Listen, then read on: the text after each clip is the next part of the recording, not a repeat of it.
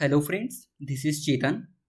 किसी कंट्री की इकोनॉमी का एस्टिमेशन इस बात से भी किया जाता है कि वहाँ की करेंसी की वैल्यू क्या है, यानी वहाँ की मुद्रा का मूल्य क्या है और इंटरनेशनल लेवल पर उसकी क्या हैसियत है। हालांकि ट्रेड, बिजनेस और ऐसी बहुत सारी सिचुएशंस रहती है जिसमें आने वाले उतार चढ़ाव की वजह से कुछ समय के लिए करेंसी की वैल्यूज पर असर पड़ सकता है। लेकिन सोच कर देखिए, अगर ये सिचुएशन लॉन्ग टर्म तक बनी रहे तो, यहाँ स्थिति ज्यादा समय तक बनी रहे तो फ्रेंड्स, अगर ऐसा होता है तो वहाँ देश की अर्थव्यवस्था को प्रभावित करने वाली एक कारक बन जाती है, यानी कंट्री की इकोनॉमी को इन्फ्लुएंस करने वाली फैक्टर बन जाती है। इसका मतलब है कि अगर किसी देश की करेंसी लंबे समय तक गिरती रहे, उसकी वैल्यू गिरती रहे, तो वहाँ देश की अर्थव्यवस्था को प्रभावित करने की क्षमता रखती है। इस लिहाज से देखें तो इंडियन करेंसी की वैल्यू में गिरावट का जो रुख बना हुआ है, या यूं कहें कि जिस हिसाब से हमारी करेंसी गिरती जा रही है, वहाँ भारत के लिए चिंता की बात है और इस सिचुएशन को सुधारने के लिए एक रास्ता निकालने की जरूरत है। लेकिन सवाल ये उठता है कि सुधार का ये रास्ता निकालेगा कौन, क्योंकि आरबीआई ने तो गिरते रुपए के सामने घुटने टेक दिए हैं। या यूं कह लीजिए कि आरबीआई के तमाम प्रयासों के बावजूद भी भारतीय रुपए की गिरावट थमने का नाम नहीं ले रही। हालांकि थोड़ी सी लगाम जरूर लगी है।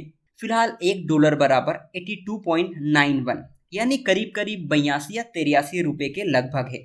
लेकिन इस सिचुएशन को भी आप ठीक नहीं कह सकते और इंडियन करेंसी में होने वाली ये गिरावट सिर्फ 1-2 महीने से नहीं हो रही।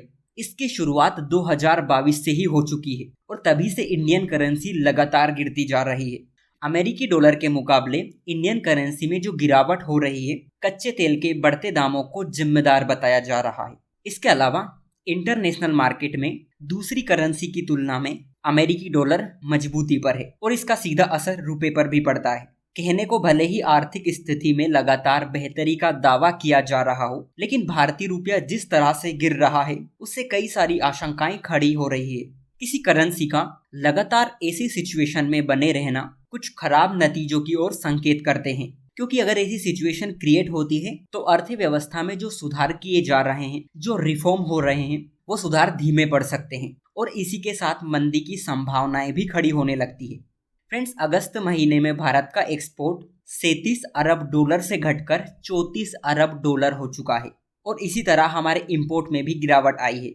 दरअसल बात यह है कि किसी कंट्री की करेंसी की वैल्यू डिमांड और सप्लाई पर बेस्ड होती है, मतलब मुद्रा की कीमत मांग और आपूर्ति पर आधारित होती है। एंड ग्लोबल कैपिटल मार्केट में जिस करेंसी की डिमांड ज्यादा होगी उसकी वैल्यू भी ज्यादा होगी। ऐसे में बहुत सारी ऐसी सिचुएशन होती है जो करेंसी की वैल्यू पर इम्पैक्ट डालती है।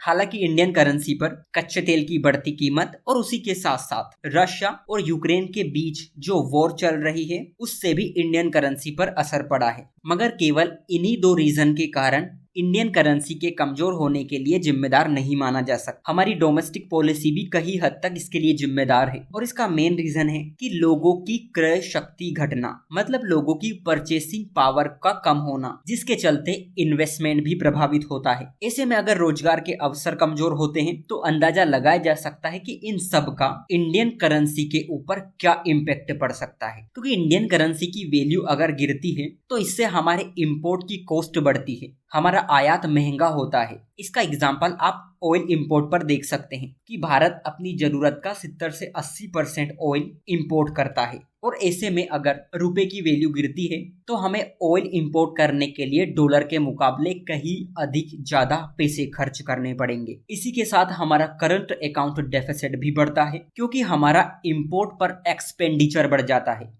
रुपए की गिरावट इन्फ्लेशन में भी वृद्धि करती है, क्योंकि जब हमारा ऑयल इंपोर्ट महंगा होता है तो इससे रिलेटेड हमारी सारी इकोनॉमिक एक्टिविटी महंगी हो जाती है और इन सभी का असर ये पड़ता है कि हमारे यहाँ जो फॉरेन इन्वेस्ट आने वाला होता है उसका इनफ्लो रुक जाता है। क्योंकि आप भी सोच कर देखिए, कोई बिजनेसमैन, कोई इन्वेस्टर उस जगह पैसे क्यों फंसाएगा जिस जगह की करेंसी कमजोर होगी। हालांकि आरबीआई ने अपनी मॉनेटरी पॉलिसी के तहत डायरेक्ट और इनडायरेक्ट इंटरवेंशन से काफी हद तक इंडियन करेंसी को थाम के रखा है, लेकिन उसके बावजूद भी इसका कोई रिजल्ट नहीं निकलता, तो ये पूरे देश के लिए चिंता की बात है। देखते हैं आने वाले दिनों में इंडियन करेंसी की वैल्यू क्या रहती है, क्या ये फिर से मजबूत हो पाएगा या नहीं। सो आज के लिए इतना ही। Thank you.